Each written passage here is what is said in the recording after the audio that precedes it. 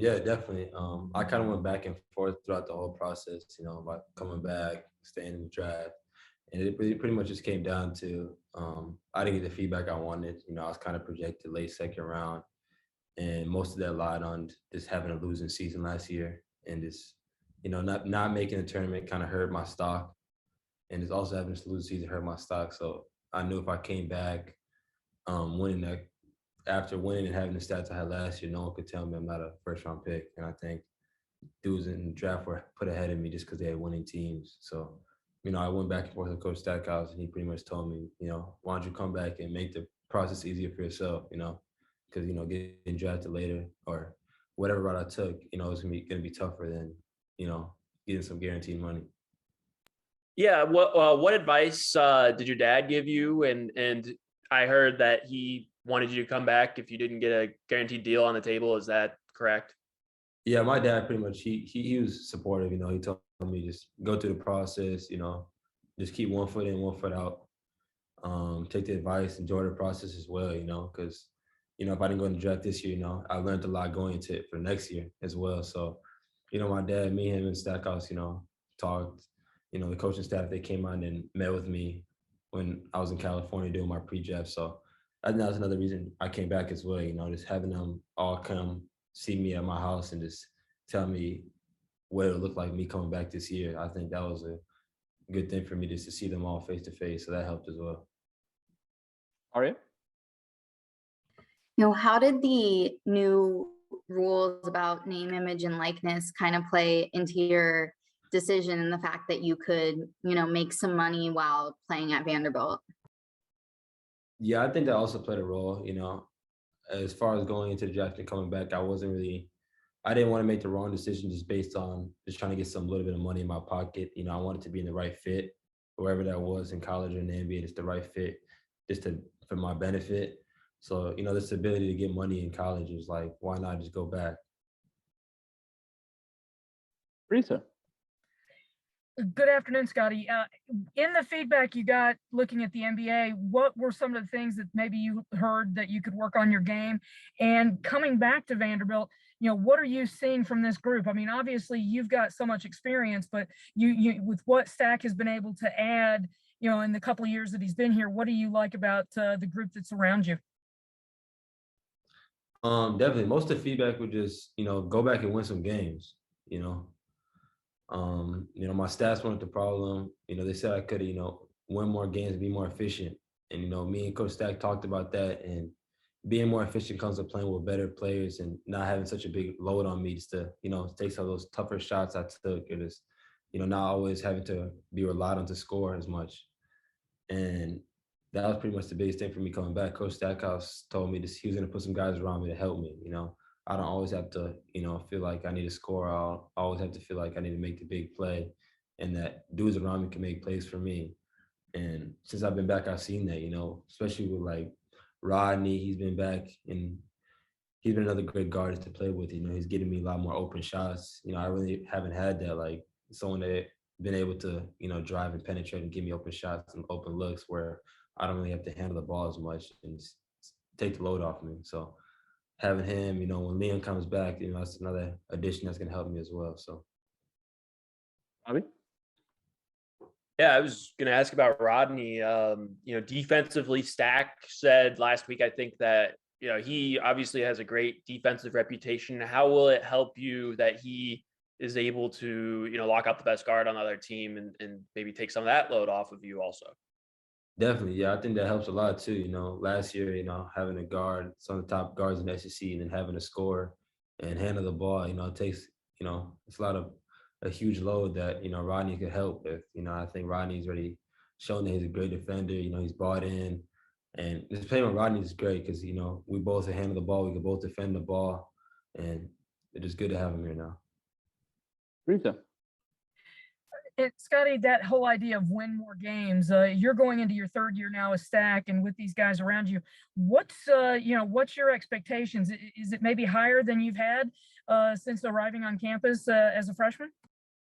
I didn't come back to lose. That's my main mindset coming back here. I didn't just come this year just to, we're the bottom of the pack last year. I didn't come just to be in the mid. I want to be a tournament team this year. I think we can do that. I think it's a piece that we've added, and the guys we've had it before, just the development we've had. I think we have that here, and I wouldn't come back here if I thought we was going to be the bottom of the pack team. As you look at this team, and Scotty just said he didn't come back to lose. When you look at the roster you've got, how competitive do you hope that expect this group to be this year? Well, I mean, I think we've always been competitive. I mean, when you just go back and look at our games, we had a number of games that we were coming down to the wire against teams that supposed to, had been the cream of the crop of our league. So I mean, just hoping just getting over the hump there. But no, I mean, you never want to put like a real number on it, but I expect us to be better than, in the better top half of our league. With the pieces that we added, with the just the continuity that we've had from the guys that's been here for a couple of years to really understand what we're trying to get accomplished. So I'm excited about that, and they're working hard. And so I just feel like that's going to be the deciding factor, just how we continue to work, how we continue to gel, how we continue to buy into our new guys. The earlier they're able to get on it, and it's been a benefit for our newer guys because they got older guys that kind of know what to do. And when we first started, nobody knew anything. So I think that's the key for us whenever you're trying to build something, to have that those older guys kind of each one teach one, the guys that understand the program, understand what we're trying to get done. We didn't come in and try to reinvent the wheel. We know what we do works. It's just a matter of getting a little bit more familiar with it, and and obviously adding our talent level. I mean, that was huge for us. Just to the pieces that we brought in is just collectively, to me, a lot better than the pieces that went out. Sorry about that. I shouldn't have said competitive, because your teams have been competitive. That being able to go out on a given night and know that you might be able to, and competing in the top half of the league, as you mentioned. Sorry about that. I totally understand what you were saying. Yeah, I mean, from the competitive part of the standings, like, yeah, it's good to compete, but how you fall in the standings is ultimately how you remembered or how you recognize. And I do feel like we should be in the top half of our league. And obviously we still got some growing to do, but I mean, if things come together with, this is the first time we've had a 7-footer that has shown that he's that's proven. He's done it in the Big Ten, where he was almost 3 shot blocks a game. Just that alone is going to do wonders for our defense. And now we have his ability to stretch the floor. And I just think it just gives us, it's going to make everybody's job a little bit easier. So our focus is just to make sure that we get him back healthy and a part of what we're doing. It's just good. We've been taking it really slow with him, and now it was fun to watch him today. I saw his heels get up above his knees when I saw that. So I think that's a good sign. Hobby? Stack, I had a question about the trip in the off season to LA to see Scotty. He talked about that and how he appreciated that, and that was maybe a factor in him coming back. Could you take us through, who went on the trip and what you guys did there and all that? Everybody. You know what I'm saying? We took the whole staff out. He was our top priority this summer, making sure that, whether he stayed in the draft or not, just to, appreciate who he's been for us over these past couple of years. And, but, the message is you've had some individual success, what was it? The all freshman team, come in, and sophomore year had one of the best sophomore years ever as a Commodore, but, the winning percentage is down. Let's get that winning percentage up. I want him to be remembered as a winner, and I think he's he wants that. He wanted that. He's a competitive guy.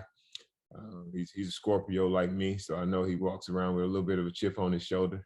But no, we took everybody out. Just wanted to watch it work out, watch what he was doing, and got to play a little golf with Scotty Sr. and and took those guys to dinner, got the, his whole family. So it was just a good time, and I think he appreciated that, and and it was, and people noticed that. I mean, I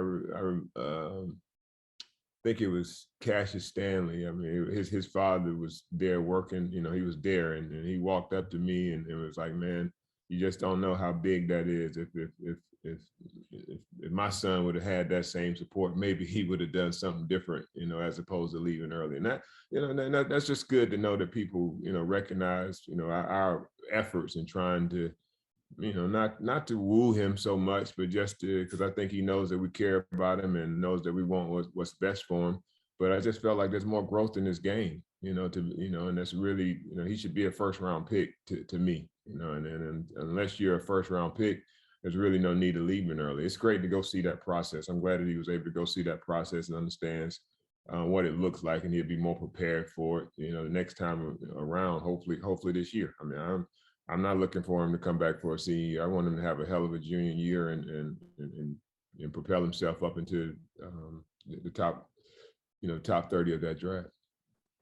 How big is it to, like, I feel like your first couple of years, you lose the top 2 players on the team after the season. That even goes back to the year before you got there. How big is it to break that cycle and bring a guy back who, preseason All-American already, a preseason SEC player of the year, and is, one of the top players in the country?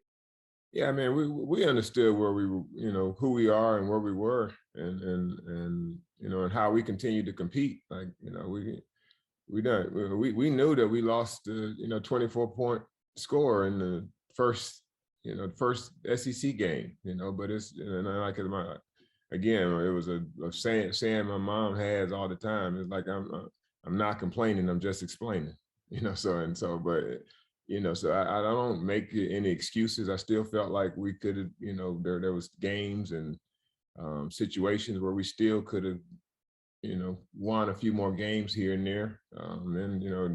Then so happened that games that seemed like they were favorable on our schedule got canceled because of COVID.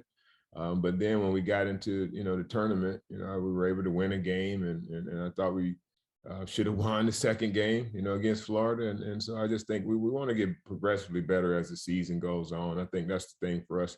I'm taking these non-conference games, as they are. I'm not trying to rush Liam back for any non-conference games. I want him to be healthy and ready to take that load and the brunt of the workload for our SEC play. If we win our share of games that we should win at that level, then I feel like we're a tournament team and can really get in there and make some noise, because we can play a lot of different styles.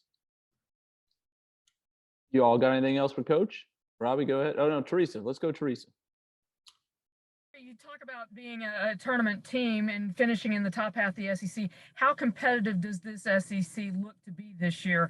I mean, over in Knoxville, he's had a good recruiting class, and over in Arkansas, he's been recruiting. Alabama's trying to replace what they lost. How tough is this league going to be this year? Well, I mean, I think we're old now, so I mean, I think that's one of a little bit, I'm saying, we're still not, got just a boatload of seniors, but we got guys that have been around. So I just think this league takes some time to get it, adjusted to. It's not like it used to be where you try to load up with one and dones and feel like you're gonna get it. I mean, you can ask Cal about that. That didn't work so well last year. But he kind of changed his formula a little bit. Went more to transfer portal.